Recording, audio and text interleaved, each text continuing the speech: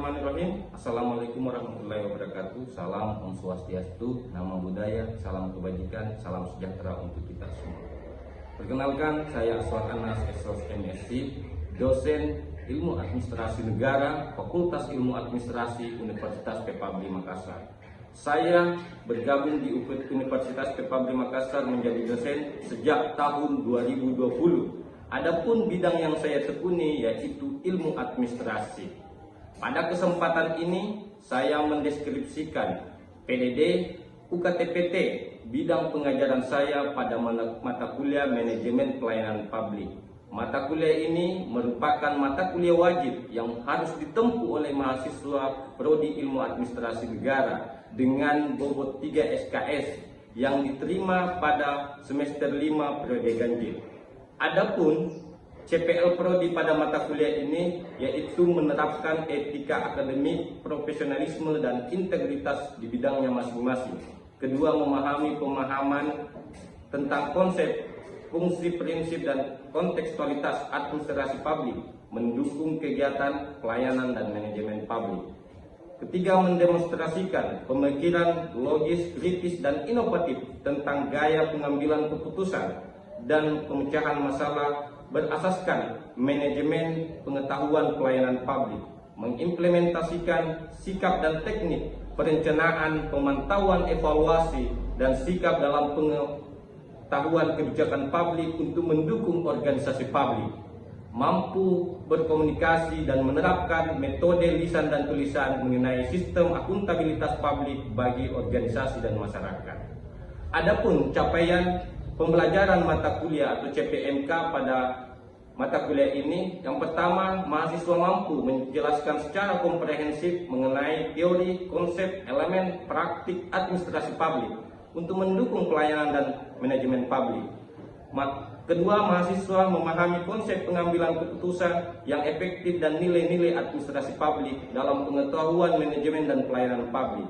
Ketiga, mahasiswa mampu mendemonstrasikan dan perumusan alternatif solusi dalam organisasi dan pelayanan publik.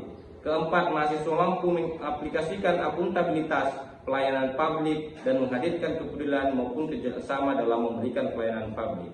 Adapun sub CPMK pada mata kuliah manajemen pelayanan publik ini yaitu mahasiswa mampu menjelaskan konsep pelayanan dan manajemen sektor publik. Mahasiswa mampu mengemukakan ruang lingkup serta prinsip manajemen dan pelayanan publik. Mahasiswa mampu menganalisis dan menerapkan pelayanan publik, kebutuhan publik, hak publik, pemerataan publik, dan manajemen publik. Selanjutnya, mahasiswa mampu menjelaskan dan memetakan mengenai birokrasi pemerintah, public goods and private goods. Mahasiswa mampu mengidentifikasi standar umum pelayanan publik dan mempraktikkan pelayanan berbasis elektronik dan organisasi publik. Selanjutnya, mahasiswa mampu mengidentifikasi kelembagaan publik dan menganalisis strategi pelayanan publik. Selanjutnya, mahasiswa mampu memahami pengelolaan sumber daya manusia dan budaya organisasi publik. Selanjutnya, mahasiswa mampu menjelaskan kualitas pelayanan publik menuju pelayanan prima. Selanjutnya, mahasiswa mampu menjelaskan konsep pelayanan prima dan integritas pelayanan publik. Selanjutnya, mahasiswa mampu mempraktikkan standar pelayanan publik. Selanjutnya, mahasiswa mampu menjelaskan dan mempraktekkan kepuasan masyarakat dan kualitas layanan organisasi. Dan yang terakhir, mahasiswa mampu menjelaskan, menyimpulkan, mempraktekkan isu hambatan aturan perundang-undangan secara komprehensif mengenai pelayanan publik dan manajemen organisasi. Adapun deskripsi singkat mata kuliah ini yaitu mata kuliah yang berbicara menjelaskan mengenai manajemen dan pelayanan publik dalam mendukung ilmu-ilmu administrasi. Ruang lingkup mata kuliah ini meliputi manajemen, pelayanan publik, organisasi sektor publik, tata kelola pemerintahan, teknologi perkantoran, pengelolaan sumber daya, budaya organisasi, standar pelayanan, kepuasan masyarakat, inovasi pelayanan dan regulasi pelayanan sektor publik. Adapun metode pembelajaran digunakan pada mata kuliah ini yaitu pertama ceramah, yang kedua diskusi, yang ketiga brainstorming, dan yang keempat student center learning yang secara interaktif dua arah. Setiap pembelajaran dilakukan secara sinkronus yaitu tatap muka langsung di dalam kelas bersama dengan mahasiswa. Setiap pertemuan terdapat pula seminar di dalam kelas, dilakukan proses tanya jawab antara dosen dan mahasiswa maupun antara mahasiswa dengan mahasiswa itu sendiri. Jumlah pertemuan pada mata kuliah manajemen pelayanan publik ini sebanyak 16 pertemuan. 14 pertemuan merupakan tatap muka secara langsung dalam memberikan pengayaan materi kepada mahasiswa. 2 pertemuan lainnya pada pertemuan ke-8 dilakukan mid test pertengahan semester, dan pada pertemuan ke-16 dilakukan final test pada mahasiswa.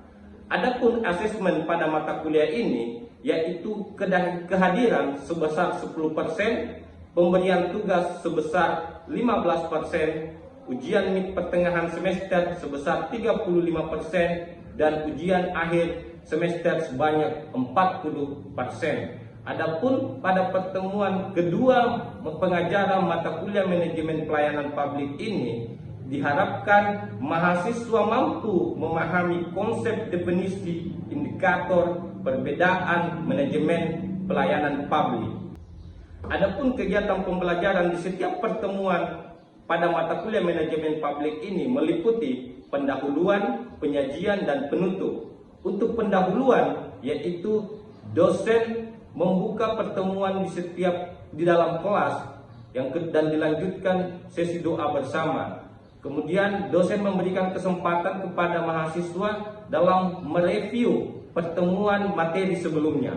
Yang ketiga, dosen membacakan LPS kepada mahasiswa terkait dengan teori yang akan dijalankan.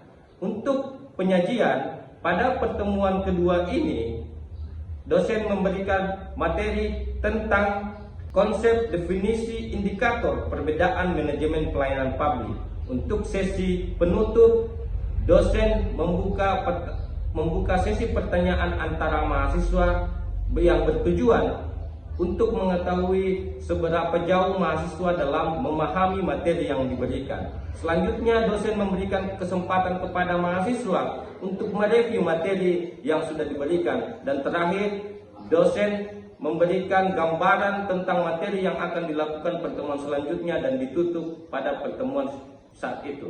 Nah, terkait dengan pengajaran saya dalam kelas secara tatap muka dengan mahasiswa, berikut cuplikannya.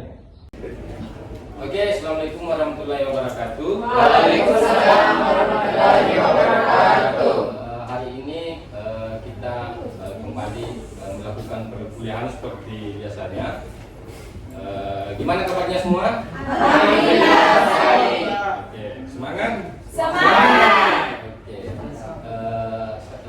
Puji syukur senantiasa kita panjatkan kehadirat Allah Subhanahu wa taala karena kesempatan, rahmat, kasih sayang, sehingga pada pagi ini kita masih bertemu pada perkuliahan kedua kaitannya dengan materi perkuliahan manajemen pelayanan publik, gitu ya. Nah, adik-adik mahasiswa di sini prodi apa? Administrasi negara. Oke, prodi administrasi negara. Jadi kita sudah melakukan pertemuan kemarin ya. Nah, sebelum kita melaksanakan perkuliahan hari ini, agar segala proses menuntut ilmu kita dapat menjadi berkah, mari kita berdoa berdasarkan kepercayaan kita masing-masing. Semoga kita dalam menuntut ilmu ini mendapatkan karunia dari Allah Subhanahu wa taala. Berdoa dimulai.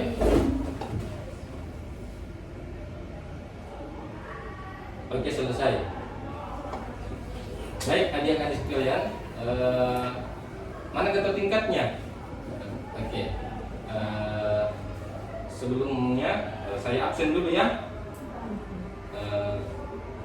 Atau nanti ketua tingkatnya yang absen, siapa teman-temannya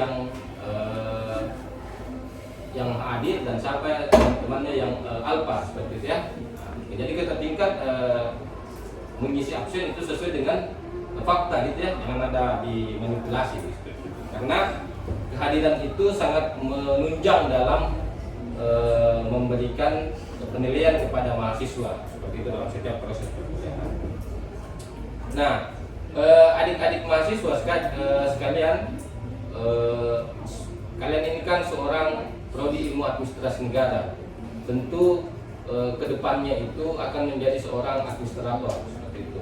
Maka pasti ke depan itu menjadi seorang pemimpin ya.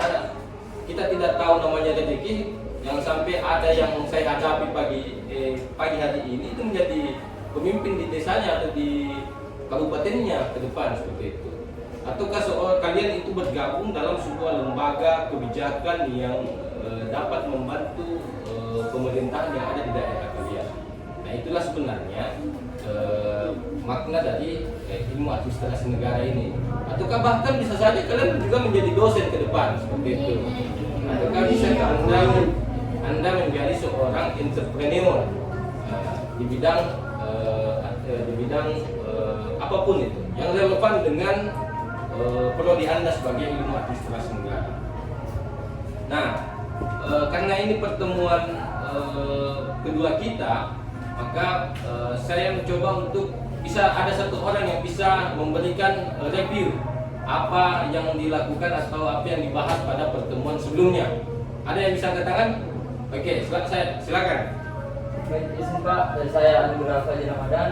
Review minggu lalu kita telah membahas tentang kontrak perkuliahan baik dari kehadiran, nilai-nilai, UTS dan UAS. Kemudian kita juga sedikit menyinggung tentang materi manajemen pelayanan publik, apa yang kita bahas ke depannya. Oke, terima kasih ya. Tadi temannya sudah memberikan penyampaian kepada kita semua bahwa pertemuan minggu lalu itu kita sudah membahas bagaimana tentang kontrak belajar. Nah, adik-adik sekalian, pada hari ini itu kita bicara tentang bagaimana sih pengertian dan konsep pelayanan publik itu. Karena sebagai seorang administrator ke depan, seorang jurusan kalian sebagai administrasi negara, tentu pelayanan ini menjadi hak dasar kepada kalian untuk bagaimana kalian bisa lakukan seperti itu di masyarakat. Nah, kita lihat bahwa konsep dan dasar pelayanan publik itu menurut para ahli, ada yang mengatakan bahwa Crosby mengatakan bahwa pelayanan menurut Ivan Cepis Lorenzi mengasumsikan produk-produk yang tidak kasat mata dapat diraba yang melibatkan usaha-usaha manusia dengan menggunakan peralatan.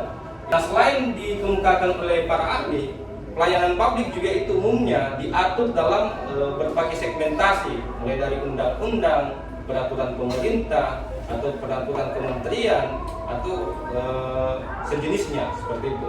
Nah, kita lihat bahwa pengertian pelayanan berdasarkan undang-undang itu ada Undang-Undang Nomor 25 Tahun 2009 tentang pelayanan publik seperti itu ya.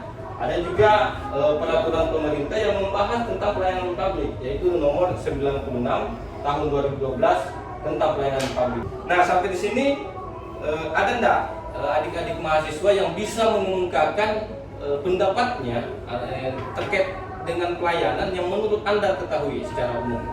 Ada enggak? Iya, silakan. Baik Pak, terima kasih atas kesempatannya. Saya Ismail Hasmi. Menurut pendapat saya, pelayanan yaitu sebuah aktivitas dalam memberikan dan memenuhi kebutuhan seseorang. Oke. Nah, menurut pendapatnya teman-teman kalian atas nama Nur Hasmi, bahwa pelayanan dasar itu atau pelayanan umumnya adalah bagaimana memenuhi sebuah kebutuhan seseorang seperti itu ya, karena itu substansinya pelayanan. Ada pendapat yang lain yang bisa jelaskan menurut Anda apa sih pelayanan itu? Ya, silakan. Terima kasih atas kesempatannya. Pelayanan menurut saya sebuah proses di mana kita memberikan dan membantu apa yang terjadi kebutuhan seseorang. Oke. Nah, pandangan lain dari temannya itu mengatakan bahwa pelayanan itu bagaimana mengetahui dasar kebutuhan seseorang dan di mana bisa kita penuhi. Itu ada dua poin di situ. Yang pertama mengetahui kebutuhannya, yang kedua adalah memberikan kebutuhannya. Seperti itu ya. Nah, ini erat kaitannya juga dengan kebijakan, karena seorang administrator jurusan Anda itu tidak terlepas dari dua hal, pelayanan dengan segmentasi kebijakan. Jangan sampai Anda land dia dibutuhkan, land Anda berikan. Nah, seperti itu. Tetapi pelayanan yang sesungguhnya adalah mengetahui dan memberikan apa yang menjadi kebutuhan seseorang, seperti itu. Nah, itu yang lebih bagus dalam melakukan penjelasan. Karena kalau kita hanya memberikan kebutuhan, itu jangan sampai belum tentu sesuai dengan sesuai dengan keinginannya, seperti itu. Nah, sedangkan dalam bidang hukum, pelayanan publik itu diatur dan mendapatkan hasil yang diharapkan, seperti itu ya. Dalam pendekatan undang-undang, peraturan pemerintah dan instruksi presiden atau dikenal dengan Impres. Nah, dalam tiga pokok ini itu dibahas pelayanan publik. Ada pendekatan dalam segmentasi undang-undang, ada pendekatan dalam peraturan pemerintah, dan ada pendekatan dalam instruksi presiden atau dikenal dengan Impres, gitu ya. Nah, undang-undang itu yang meliputi tentang pelayanan publik adalah Undang-Undang Nomor 25 Tahun 2009 tentang pelayanan publik.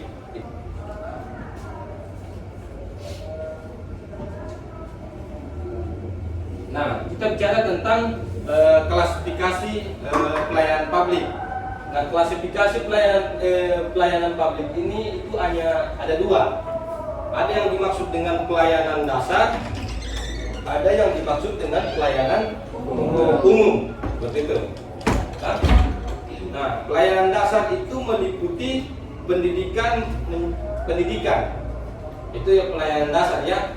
Pelayanan pendidikan itu, dan itu pendidikan juga itu diatur dalam undang-undang dasar bahwa semua warga negara itu berhak mendapatkan pendidikan, gitu ya. Dan di mana pemerintah juga sudah memfokuskan bahwa anggaran APBD nasional itu lebih mengarah 25% mengarah kepada pendidikan, seperti itu. Nah, karena pelayanan utama atau pelayanan dasar itu ada pada wilayah pendidikan. Pendidikan menjadi bagian utama dalam pelayanan dasar diselenggarakan oleh pemerintah. Nah, yang kedua, pelayanan dasar itu ada yang dikatakan dalam segmentasi pelayanan kesehatan. Jadi pelayanan dasar itu meliputi pelayanan kesehatan. Indikator kedua dalam pelayanan dasar itu adalah pelayanan kesehatan. Nah, itu juga digariskan bahwa setiap masyarakat Indonesia itu diberikan pelayanan kesehatan itu wajib, itu untuk dipenuhi oleh pemerintah. Dan pelayanan dasar juga itu meliputi pelayanan pemenuhan kebutuhan pokok masyarakat, seperti itu ya. Nah, ini kebutuhan pokok ini seperti apa kira-kira? Ya.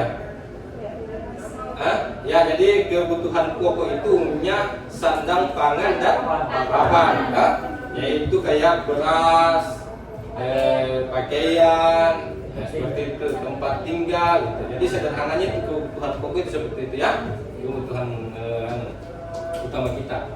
Nah, ada sementara pelayanan umum itu dibagi atas tiga. Yang pertama adalah pelayanan administrasi, yaitu pelayanan terkait kebutuhan kependudukan masyarakat. Jadi pelayanan administrasi ini itu ketika ada kalian mengurus KTP, KK, surat nikah, SIM, dan lain sebagainya. Itu yang dimaksud dengan pelayanan administrasi. Nah, kalau pelayanan barang, yaitu pelayanan yang didapatkan masyarakat berdasarkan barang atau produk. Nah, kalau pelayanan barang itu Anda beli skincare, Anda beli baju, nah itu pelayanan barang namanya. Kalau pelayanan jasa ini apa ini?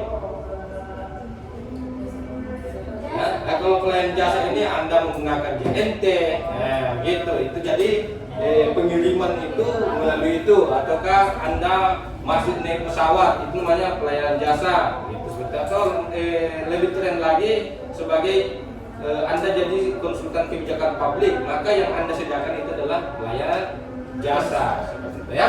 Karena jasa yang akan kalian berikan. Nah, ada yang mau bertanya? Bapak, Iya, silakan. coba berikan masing-masing contoh yang dilakukan pelayanan administrasi, pelayanan jasa, dan pelayanan barang. Oke, jadi pertanyaannya temannya memberikan contoh dari ketiga bentuk pelayanan umum ini. Ada Tadi kita sudah jelaskan bahwa yang dimaksud dengan pelayanan administrasi yaitu adalah pelayanan yang kalian dapatkan di instansi pemerintahan daerah kalian, yang berbentuk pelayanan KTP, pelayanan KK, pelayanan akta kelahiran, surat nikah, cerai, jadi janda, itu semua pelayanan ya. Nah, yang kedua adalah pelayanan barang. Yang dimaksud pelayanan barang ya adalah Anda membeli sebuah produk dari bentuk skincare, baju, sepatu. Nah, itu yang dimaksud dengan pelayanan barang, atau umumnya perusahaan yang memberikan pelayanan dalam memenuhi kebutuhan masyarakat. Nah, pelayanan jasa ini adalah pelayanan yang diberikan berdasarkan jasa kita. Kita mengeluarkan jasa. Contohnya seperti jasa pengiriman barang, jasa angkutan umum atau transportasi, atau bahkan yang lebih tren sekarang di dunia ini adalah jasa content creator.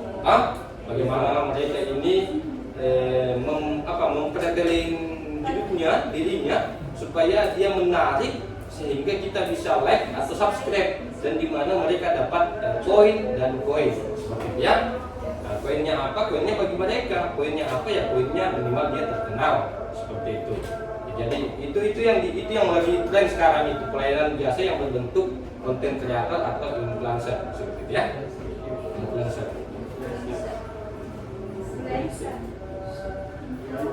Oke, lanjut tentang hakikat pelayanan publik. Nah, hakikat pelayanan publik itu pelayanan publik oleh instansi pemerintah bermotif sosial dan politik, yakni untuk menjalankan visi-visi serta mencari dukungan suara. Jadi terkadang juga ini pelayanan ini dipelintirkan dalam bentuk politik praktis. Dan apa contohnya? Contoh ketika Anda jadi kepala dinas, kebetulan om kalian mau jadi bupati, nah biasa itu bansos dialihkan untuk bagi orang-orang yang mau memilih, nah, seperti itu. Itu biasa dipelintirkan dalam segmentasi politik. Nah, pelayanan publik oleh swasta dapat bermotif sosial volunteer, tetapi lebih banyak bermotif ekonomi, yakni mencari keuntungan. Tetapi biasa juga ini pelayanan publik yang dilakukan oleh pihak swasta itu bermotif sosial. Nah, maksudnya sosialnya itu apa? Contoh kayak badan zakat itu diasumsikan untuk bagaimana membangun dan memberikan bantuan kepada orang-orang yang tidak mampu, tetapi di balik itu ternyata mereka tampung uangnya, masukkan ke bank, bunganya itu bisa menjadi sebuah keuntungan. Nah, itu kan dimaksud dengan bermotif sosial tetapi mendapatkan keuntungan di dalamnya. Seperti itu ya. Biasa juga ada begitu. Nah, pelayanan publik kepada masyarakat dapat diberikan secara cuma-cuma sebagai kompensasi dari pembayaran pajak atau ditarik bayaran. Jadi ada juga pelayanan publik kepada masyarakat diberikan secara cuma-cuma. Nah, yang diberikan secara cuma-cuma ini biasanya kita ketika membayar pajak. Nah, itu cepat pemerintah respon itu karena itu adalah pendapatan di dalamnya. Seperti itu. Tetapi kalau pelayanan yang sifatnya administratif, kadang kita ini responnya sangat lambat, seperti itu. Karena hanya memenuhi kebutuhan yang tidak ada keuntungan di dalamnya. Nah, ada juga tarif pelayanan publik oleh pemerintah ditetapkan berdasarkan harga produk atau tarif yang paling terjangkau. Nah, ada juga ternyata tidak semua pelayanan itu gratis. Seperti itu. Ada juga pelayanan yang ada budgetnya, kita harus mengeluarkan budget untuk mendapatkan itu. Contoh di mana? SIM, itu pelayanan SIM. Nah, pelayanan apa lagi? SKCK, itu kan semua sudah ada ketentuan tarifnya, seperti itu kan. Tapi kalau macam KTP itu kan gratis, itu surat keterangan kesehatan itu gratis.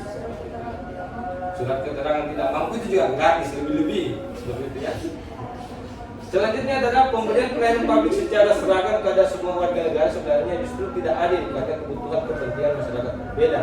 Jadi terkadang juga itu kita memberikan pelayanan itu tidak secara adil. Makanya substansi dari pelayanan itu mengetahui kebutuhannya dan memenuhi kebutuhannya. Jangan contoh seperti ini. Yang dimaksud mengetahui kebutuhannya, ketika Anda punya adik, satu SD, satu SMA sama-sama diberikan uang 50.000. Adil tidak? Tidak ya? Meskipun sama nominalnya. Karena kenapa? Kebutuhan anak SD itu jauh lebih sedikit dibanding kebutuhan anak SMA, seperti itu. Itu yang dimaksud dengan kebutuhan. Jadi konsep keadilan kebutuhan itu bukan dalam sama rata sama rasa, bukan dalam nominal yang bersamaan, tetapi bagaimana mengetahui kebutuhannya dan memberikan kebutuhannya, seperti itu, memenuhi kebutuhannya ya.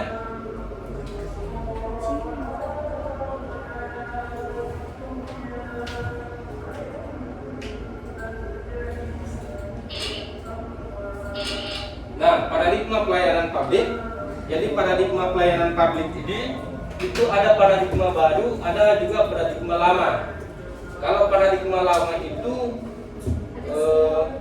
dia sifatnya piramida ke atas, betul ya? Piramida ke atas itu yang dimaksud adalah kekuasaan itu untuk CEO, pemimpin. Kalau ini kan di dunia perusahaan, kalau di dunia pemerintahan, pelayanan, maka dia sifatnya pemimpin atau kepala badan instansi tertentu, yang dimana pelanggan menjadi pelanggan menjadi dasar atau pijakan paling bawah. Nah, kalau paradigma baru itu pelanggan menjadi paling tinggi, dia selalu diutamakan, pemimpin yang berada di bawah, seperti itu. Nah, itulah yang membedakan antara pelayanan publik dengan pelayanan paradigma lama dengan pelayanan paradigma baru, seperti itu ya. Oke, adik-adik sekalian, terkait dengan materi perkuliahan pada kita hari ini menyangkut dengan mata kuliah pelayanan publik, manajemen pelayanan publik. Ada yang bisa teman-teman, adik-adik di sini ada yang bisa memberikan kesimpulan dari materi yang saya sampaikan, supaya kita bisa melihat seberapa jauh adik-adik ini memahami materi dan pertemuan pada hari ini. Ada yang bisa? Oke, silakan. Baik, terima kasih kepada kesempatan yang telah diberikan. Dari materi pertama sampai materi ini, adapun kesimpulan yang dapat saya sampaikan, yaitu umumnya bahwa pelayanan publik merupakan pelayanan dasar yang betul-betul harus diberikan kepada masyarakat. Baik pelayanan itu berupa pelayanan administrasi, barang dan jasa. Pemerintah menjadi organisasi swasta maupun organisasi pemerintah secara umum telah memberikan dan mempraktikkan pelayanan publik. Tidak ada kehidupan masyarakat yang tidak terjadi proses pelayanan di dalamnya. Oleh karenanya, pelayanan tersebut telah dituangkan secara praktis dan diikat oleh berbagai aturan besar tentang pelayanan publik tersebut. Mungkin itu yang sempat saya sampaikan. Terima kasih. Oke. Terima kasih kepada ketua tingkat yang sudah memberikan kesimpulan dari materi kita hari ini. Dan insya Allah dalam proses mata kuliah ini itu ke depan itu akan saya akan berikan tugas dan akan dilanjutkan juga dengan forum diskusi grup atau pembelajaran sifatnya kelompok, dan mungkin itu akan saya bagikan pada pertemuan ke depan, supaya dalam proses setiap pertemuan ini terjadi sebuah dinamika antara mahasiswa dengan dosennya dan mahasiswa dengan teman-teman yang ada di kelasnya. Nah, terkait dengan pembahasan kita minggu depan, itu kita mencoba bagaimana melihat paradigma pelayanan publik dari segmentasi yang berbeda, paradigma lamanya dengan paradigma barunya. Itu akan menjadi sebuah pembelajaran atau materi-materi kita di pertemuan berikutnya. Nah, oleh karenanya, karena sudah tidak ada yang mau bertanya, maka kita akhiri pertemuan ini dengan mengucapkan hamdalah. Wabillahi taufiq wal hidayah. Wassalamualaikum warahmatullahi wabarakatuh. Waalaikumsalam warahmatullahi wabarakatuh. Itulah tadi video pengajaran saya di dalam kelas secara tatap muka dengan mahasiswa. Dengan demikian, maka berakhirlah deskripsi PDD UKTPT bidang pengajaran saya. Wabillahi taufiq wal hidayah. Wassalamualaikum warahmatullahi wabarakatuh.